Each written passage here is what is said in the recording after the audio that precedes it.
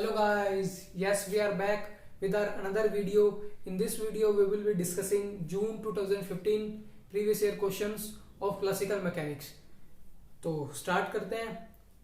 पहला क्वेश्चन आपकी स्क्रीन पर आ रहा है, सोल्व करने की कोशिश करो. If the Lagrangian of the dynamical system in two dimension is L which is equal to half mx dot square plus mx dot y dot, then it's Hamiltonian. Lagrangian given है आपको.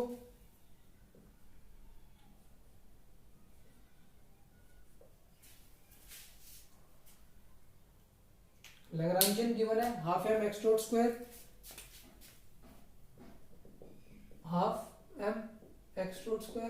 Plus M X dot Y dot. क्या निकालने को कह रहा है? Hamiltonian. तो करो सोल्व. हैमिल्टोनियन के लिए क्या करना होगा? क्या फॉर्मूला होगा हैमिल्टोनियन के लिए? X dot P X plus Y dot P Y minus L. ठीक है. अब अपन को एक्स डॉट वाई डॉट की वैल्यूज निकालनी है in terms of P X P Y. तो उसके लिए क्या फॉर्मूला होता है? पी एक्स आएगा जब लैग्रांजियन का एक्स डॉट के साथ करेंगे. एक्स डॉट के साथ करेंगे तो कितना आएगा? M X dot. और एक्स डॉट के साथ करेंगे तो एम वाई डॉट. इसमें ट्रिक इसलिए नहीं लग सकती क्योंकि इसमें एक्स डॉट वाई डॉट की कॉम्बिनेशन टर्म आ गई. ट्रिक उस क्वेश्चन में लग सकती है जिसमें आप एक्स डॉट स्क्वायर को सेपरेट कर सकें, वाई डॉट स्क्वायर को सेपरेट कर सकें. तो अपनी ये आ गई पी एक्स की वैल्यू. सिमिलरली पी वाई कितना होगा अपना? एल का वाई डॉट के साथ, यहाँ तो जीरो, वाई डॉट के साथ करेंगे एम एक्स डॉट. तो ये आ गया P Y.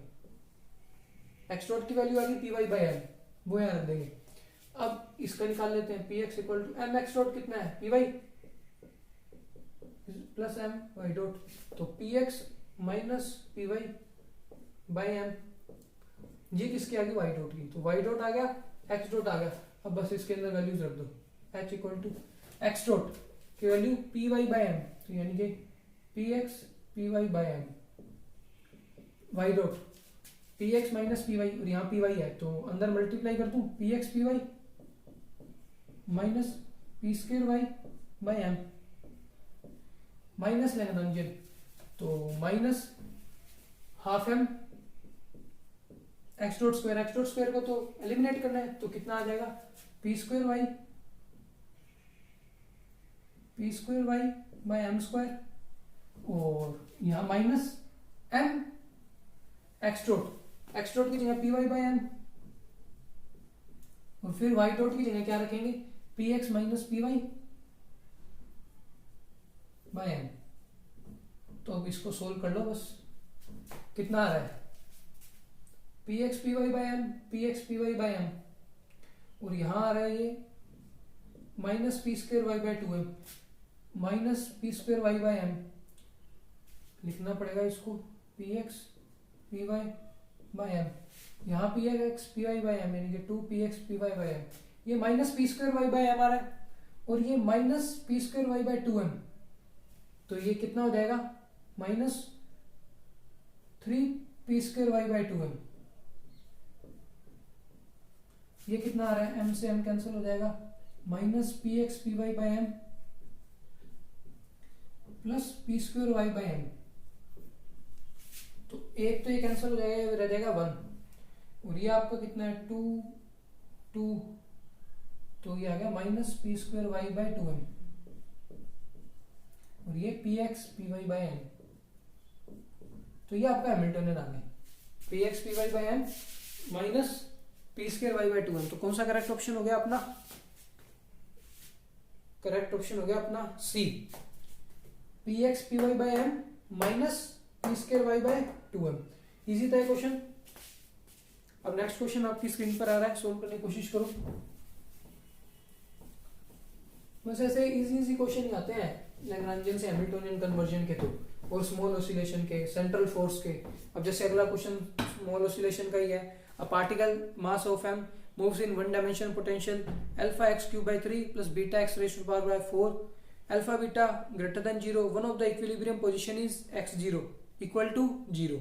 The angular frequency of small oscillation about another equilibrium point. यानी कि एक से ज्यादा equilibrium point आएंगे तभी ये बात हुई है.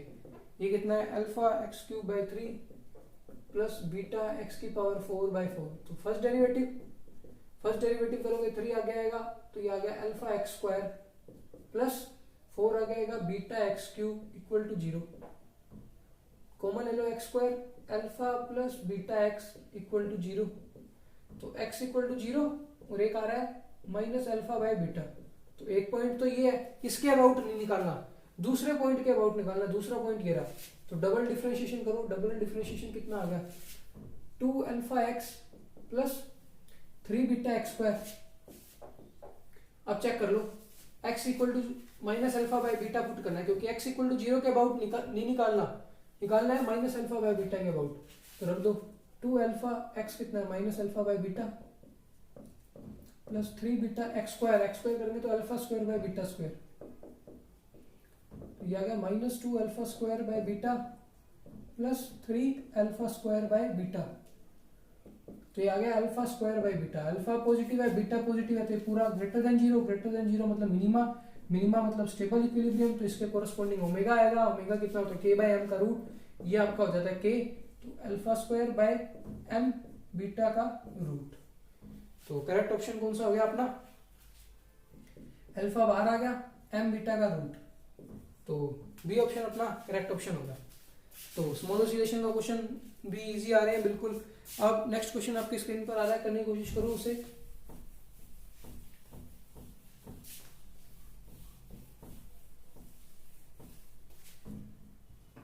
A particle of unit mass moves in xy plane in such a way that x dot equal to yt, x dot is equal to y and y dot is equal to minus x. We can conclude that it is a conservative force field which can be derived from the potential। यानी कि वो बोल रहा है conservative force field है। Conservative force field के अंदर अपन क्या लिखते हैं, फोर्स को minus del V by del are.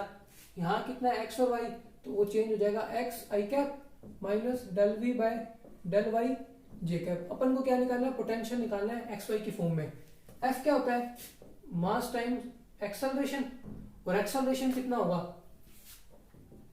X double dot I cap plus Y double dot J cap. X dot given है, इसका एक और बार डिफरेंशिएशन करोगे, एक्स डबल डॉट कितना आएगा, वाई डॉट की वैल्यू कितनी है minus X I cap plus Y dot इसका डबल डॉट करोगे कितना आएगा माइनस एक्स डॉट की वैल्यू कितनी है वाई माइनस वाई, ये आ गया माइनस वाई जे कैप। ठीक है, अब वो कह रहे हैं पार्टिकल ऑफ यूनिट मास मतलब m की वैल्यू तो है आपकी 1 और एक्सेलरेशन आपका आ गया, तो वो किसके इक्वेट करना है, minus del V by del X, यानी कि आप कर दो minus X I cap minus Y J cap equal to minus del V by del X I cap minus del V by del Y J cap. अब equate कर लो इस I cap J cap, तो del V by del X कितना आ गया X, del V by del Y कितना आ गया वाई, इंटीग्रेशन करोगे इसका कितना आएगा एक्स स्क्वायर बाय 2 प्लस कुछ कांस्टेंट, यहां करोगे कितना आएगा वाई स्क्वायर बाय 2 कुछ कांस्टेंट, तो टोटल पोटेंशियल कितना बनेगा 1/2 X square plus Y square plus कुछ कांस्टेंट। बट ऑप्शन के अंदर अपने को क्या दिया हुआ है 1/2 X square plus Y square, यानी कि कांस्टेंट को उसने 0 मान लिया, तो अपना इसका ए ऑप्शन करेक्ट हो गया। बिल्कुल इजी सा क्वेश्चन था ये, ग्रेजुएशन लेवल का मैकेनिक्स का क्वेश्चन है। फोर्स का फॉर्मूला लगाया minus del V by del X, conservative force field के अंदर पोटेंशियल कैसे लिखते हैं। अब next question very important question है, सोल्व करो, करने की कोशिश करो इसको। अच्छा क्वेश्चन है, ऐसा क्वेश्चन आने के चांसेस और ज्यादा है स्पेशल थ्योरी ऑफ रिलेटिविटी के अंदर। ऐसे फ्रेम का question, consider 3 inertial frames of references A B C, यानी कि आपको क्या दिया हुआ है, पहले क्वेश्चन मैं आपको समझा देता हूं। ए बी सी 3 फ्रेम है आपके पास, A B C, B move कर रहा है with respect to A, B move कर रहा है with respect to A, V B A, relative velocity वो कितनी है c/2, सी मूव कर रहा है with respect to B, V C B, c/10। अब अपन को पता है रिलेटिव वेलोसिटी का concept v of A B कितना होता है, va minus v of b। तो यानी कि v ऑफ यहाँ भी ba है तो वो कितना हो जाएगा vb minus va equal to c/2। यहाँ vc minus vb equal to c/10। वो पूछ रहा है c की क्या होगी with respect to a, c की विद रिस्पेक्ट टू a कितनी होगी, तो वो कितनी होगी vc माइनस va। vc कितनी है c/10 plus vb minus va कितना है c/2 माइनस vb, कैंसिल हो गया, ये आ गया c/10 प्लस c/2। तो क्या ये सही है? सही नहीं है। ये तब कंसेप्ट लगता है जब ये स्पीड जो आपको दे रखी हो वो नॉन रिलेटिविस्टिक हो, यानी कि कंपेरेबल ना हो स्पीड ऑफ लाइट के। बट ये क्या है, कंपेरेबल है। ये तो हाफ है c की और ये 1/10 है, यानी कि कंपेरेबल है। तो इसका फॉर्मूला क्या हो जाएगा, इसका फॉर्मूला ये नहीं रहेगा, ये आ रहा है c/10 प्लस c/2।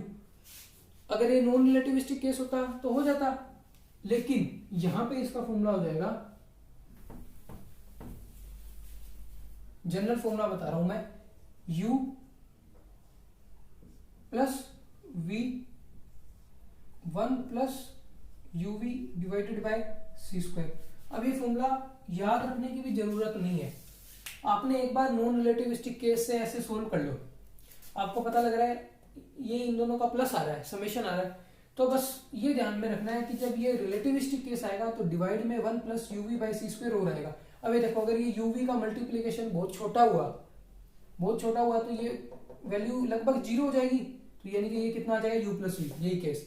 बट ये रिलेटिविस्टिक है, u और v बहुत बड़े बड़े हैं, कंपेरेबल टू c है, तो ये अपना आंसर कितना आएगा c/10 plus c/2 divided by, यानी कि velocity of c frame with respect to a frame कितना आ जाएगा 1 प्लस u कितना आपका c/10 into c/2 divided by c²। तो ये c/20 एलसीएम आ गया,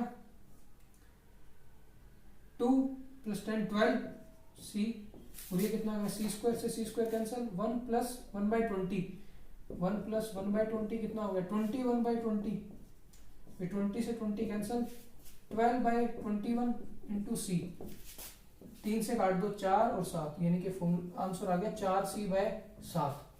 अब है ना, ये क्वेश्चन तो आया हुआ है, अब इसी क्वेश्चन में मैं थोड़ा मॉडिफिकेशन कर रहा हूं। कैसे, देखो अभी आपको क्या पूछ रहा है, c की बताओ with respect to a, c की विद रिस्पेक्ट टू a बताने को कह रहा हूं।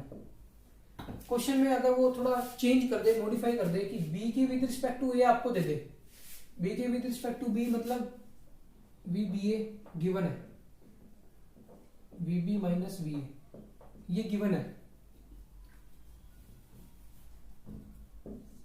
और क्या दे दे आपको v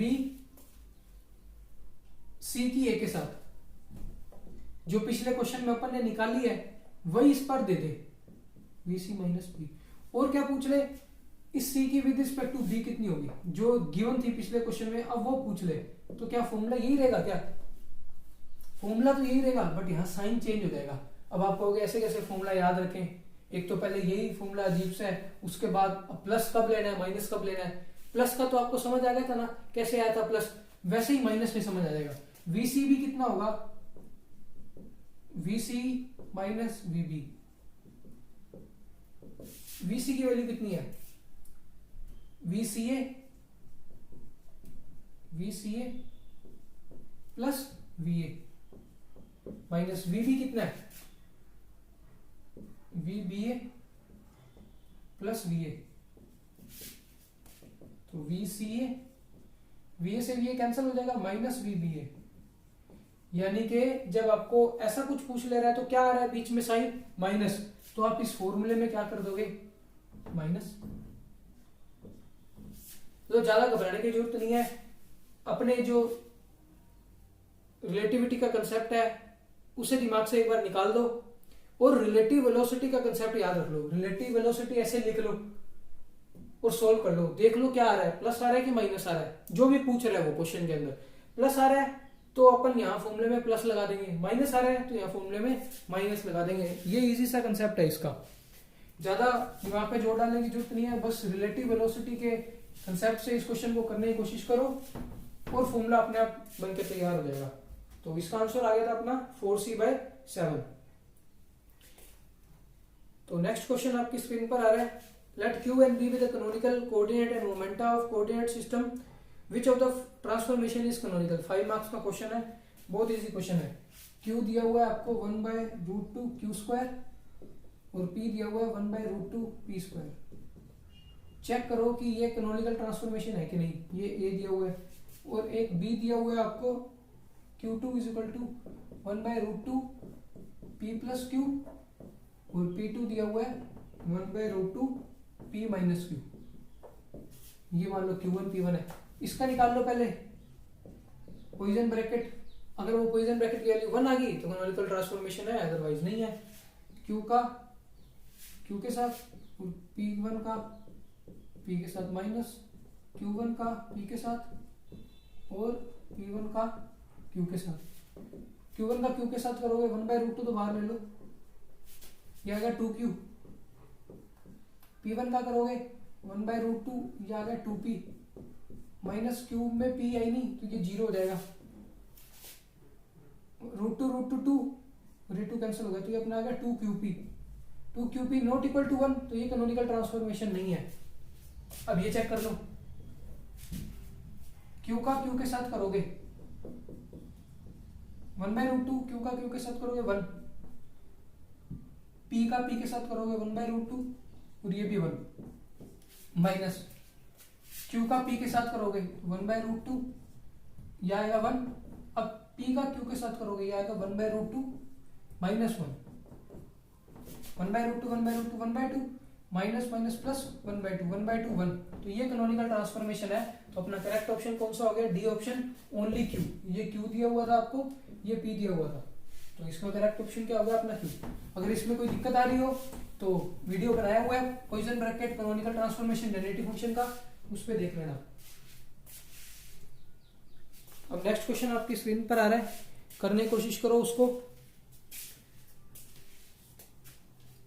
फेस स्पेस ट्रैजेक्टरी का क्वेश्चन है, पोटेंशियल दिया हुआ है आपको -x²/2 + x⁴/4। Face space trajectory बनानी है, ABCD 4 ऑप्शंस गिवन है। तो फेस स्पेस ट्रैजेक्टरी बनाने के लिए सबसे पहले स्टेप क्या है कि आपको इसका कर्व बनाना पड़ेगा। इसका कर्व कैसे बनेगा, छोटी वैल्यूज पे कौन डोमिनेट करेगा, ये स्मॉल वैल्यूज ऑफ x, और जब बड़ी वैल्यूज आएंगी तो ये डोमिनेट करेगा। तो इसका कर्व कैसा दिखेगा, कुछ इसका कर्व बनेगा कुछ स्मॉल वैल्यूज पे -x²/2 का कर्व, यानी कि स्मॉल वैल्यूज का -x²/2 का कर्व, और अब x⁴ ऐसा कुछ कर्व बनेगा। अब ये कट कर रहा है, एक तो इधर ये v, ये x, ये 0 और ये मैक्सिमा मिनिमा का कंसेप्ट आ रहा है। ये मिनिमा है और ये मैक्सिमा है। तो मैक्सिमा मिनिमा कैसे निकालेंगे, तो पहले तो इसको 0 कैसे निकालेंगे, 0 0 0 वो रख लो, कितना आ जाएगा x⁴/4 = x²/2। तो ये आ गया x² = 2, x आ गया ±√2। तो ये तो है आपका √2, ये आपका -√2 और एक 0 तो है ही आपका। अब मैक्सिमा मिनिमा का केस, तो फर्स्ट डिफरेंशिएशन कर लो, फिर सेकंड डिफरेंशिएशन कर लो और उसको सोल्व कर लो। फर्स्ट डेरिवेटिव करोगे कितना आएगा, -x + x³ = 0, x कॉमन ले लो, x² - 1, तो x = 0 और +-1। तो 0 पे अपन को पता है क्या आ रहा है, मैक्सिमा, और +-1 पे क्या आ रहा है, मिनिमा, यानी कि ये -1 है, ये +1 है। कर्व बन गया भाई अपना। अगर इसमें कोई दिक्कत आ रही हो कर्व बनाने में, तो मैंने फेस स्पेस ट्रैजेक्टरी का पोर्शन करवाया हुआ है अलग से, उसके अंदर ये बताया हुआ कर्व्स कैसे बनाते हैं। आपने कर्व ट्रेसिंग का पूरा एक कंसेप्ट है, उसमें बहुत सारे करवा रखे हैं, वो देख लेना जरूर। अब मैक्सिमा मिनिमा आ गया। अब अपन को क्या बनानी है, P और X का कर्व, क्योंकि P और X का कर्व भी तो क्या बनता है आपका, फेस स्पेस ट्रैजेक्टरी। तो अब देखो इसके अंदर 3 केस ले लो, energy less than zero, energy equal to zero, energy greater than zero. अब सबसे पहला केस लो, energy less than zero. Classically allowed region कौन सा होगा? एनर्जी आपकी क्या होती है? T plus V. Kinetic energy हमेशा क्या होती है? Greater than equal to zero in classical mechanics. जब ये greater than equal to zero है, इसका मतलब जो एनर्जी है वो ग्रेटर देन इक्वल होनी चाहिए वी के। अगर total energy greater than equal है वी के तभी वो पॉसिबल होगा। आप देखो, ये मैंने एनर्जी का केस लिया है, इसमें एनर्जी लेस देन जीरो है, ठीक है। तो इसके अंदर क्या हो रहा है? इस पोर्शन के अंदर तो आपका ये रही एनर्जी, और पोटेंशियल एनर्जी क्या है? ये पोटेंशियल का ही तो कर्व है, पोटेंशियल कम है, कम है इसका मतलब एग्जिस्ट करेगी, यहां बनेगा, बट इसके अंदर नहीं बनेगा कर्व, क्योंकि जो यहाँ पोटेंशियल है वो देखो ज्यादा है, ऐसा पॉसिबल नहीं है। देखो सिमिलरली यहाँ पे पोटेंशियल ज्यादा है, यहाँ पोटेंशियल ज्यादा, अब यहाँ देखो यहाँ भी बनेगा और इधर भी वापस सेम केस नहीं बनेगा। तो इसके विद रिस्पेक्ट टू ये कैसे बन जाएगा?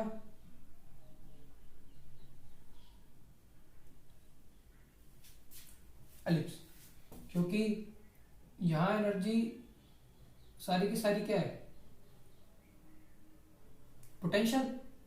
देखो यहाँ के अंदर सारी की सारी एनर्जी क्या? पोटेंशियल, तो काइनेटिक एनर्जी जीरो, यहाँ काइनेटिक एनर्जी जीरो। अब जब यहाँ जा रहे हो तो पोटेंशियल एनर्जी तो कम होती जा रही है, काइनेटिक एनर्जी बढ़ती जाएगी। सिमिलरली इसका केस देख लो,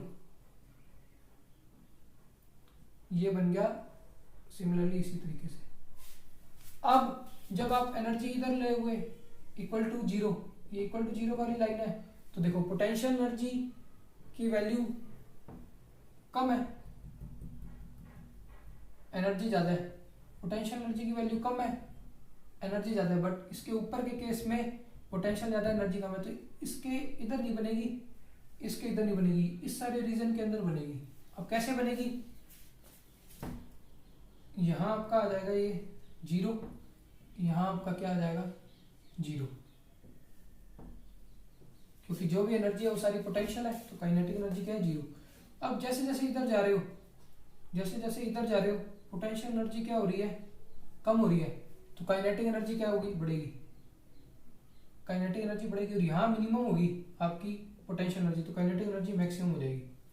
अब वापस आपका क्या हो रहा है? पोटेंशियल एनर्जी बढ़ रहा है, पोटेंशियल एनर्जी बढ़ेगा तो काइनेटिक एनर्जी कम होगा, और इस पॉइंट पे इक्वल हो जाएंगे, तो ये इधर इंटरसेक्ट करेगा। अब सेम ये बढ़ रहा है, पोटेंशियल एनर्जी कम हो रही है, बढ़ नहीं रही, कम हो रही है, तो ये कर्व इंक्रीज होगा, और यहाँ आके ये सही नहीं बना, ये यूं बन जाएगा। सिमिलरली नीचे आपका बन जाएगा ये। अब आपको ये तो एक के लिए बनाया है, दूसरी और एनर्जीज के लिए बनाओगे तो वो ऐसा बन जाएगा कुछ, ये अंदर बन जाएंगे कर्व। तो अब देखो ऑप्शन देखो कौन सा करेक्ट आ रहा है। चार ऑप्शन है अपने पास, A B C D. B option तो नहीं है, क्योंकि बी ऑप्शन में तो कर्व भी कुछ ऐसा सा बन रहा है, तो वो तो नहीं हो सकता। डी ऑप्शन भी नहीं हो सकता, क्योंकि उसके अंदर तो इसके अबाउट सर्कल्स बन रहे हैं, इलिप्स बन रहे हैं, नहीं हो सकता। अब बचा ए और बी। सी ऑप्शन के अंदर क्या दिए हुए हैं? इससे ऐसे एलिप्स बन रहे हैं, वो भी नहीं है, तो ए ऑप्शन अपना करेक्ट हो गया। ज्यादा बनाने की जरूरत नहीं है, बस ये देख लो। कभी कभार तो डायरेक्शन से ही सोल्व हो जाता है क्वेश्चन। अब इसमें डायरेक्शन नहीं दी हुई, लेकिन कभी कभार क्वेश्चन डायरेक्शन से भी सोल्व हो जाता है। डायरेक्शन से कैसे सोल्व होता है?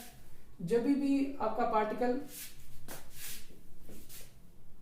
का पी जो काइनेटिक एनर्जी है वो पॉजिटिव है, तो वो जाएगा पॉजिटिव एक्स एक्सिस की तरफ। अब यहाँ देखो ऊपर पी पॉजिटिव है तो पॉजिटिव एक्स एक्सिस की तरफ जाएगा, पी नेगेटिव है तो नेगेटिव एक्स एक्सिस की तरफ जाएगा, मतलब ऐसे जाएगा, कनेक्टेड पैटर्न बन रहा है। ठीक है, तो ये आपका फेस फेस ट्रैजेक्टरी का क्वेश्चन है। अब नेक्स्ट क्वेश्चन आपकी स्क्रीन पर आ रहा है। Road of length L carries a total charge Q distributed uniformly. If this is observed in a frame moving with speed v along the road, the charge per unit length. Charge per unit length कैसे change हो जाएगा वो बता रहा है, और special theory of relativity का concept लग रहा है। चार्ज पर यूनिट लेंथ क्या होता है? ये है चार्ज, ये है पर यूनिट लेंथ। अब लेंथ क्या होती है? कॉन्ट्रैक्ट। लेंथ का फॉर्मूला क्या होता है? L0 1 minus V square by C square का रूट। तो यहाँ रख दो।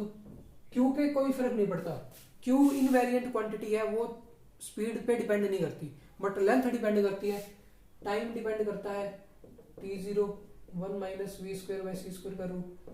मास डिपेंड करता है, m0 1 minus V square by C square का रूट। तो अब लेंथ क्या हो जाएगी, कंट्रैक्ट, यानी कि n equal to L 1 minus V square by C square का रूट। तो देख लो चार्ज पर यूनिट लेंथ क्या आ रहा है, q बाय N root 1 minus V square. C option उसका करेक्ट आ रहा है। ए ऑप्शन में तो ऊपर दिया हुआ है, हो ही नहीं सकता। बी ऑप्शन में भी ऊपर दिया हुआ है, नहीं हो सकता। डी ऑप्शन में नीचे तो है बट रूट नहीं है, तो सी ऑप्शन ही है जिसके अंदर ये रूट वाला है, तो ये इसका ऑप्शन है। ये 5 मार्क्स का क्वेश्चन था, बिल्कुल इजी क्वेश्चन था। तो ये आपके क्वेश्चन खत्म हो गए जून 2015 के।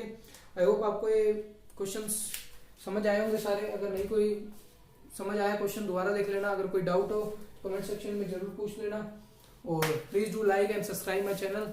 Thank you very much guys.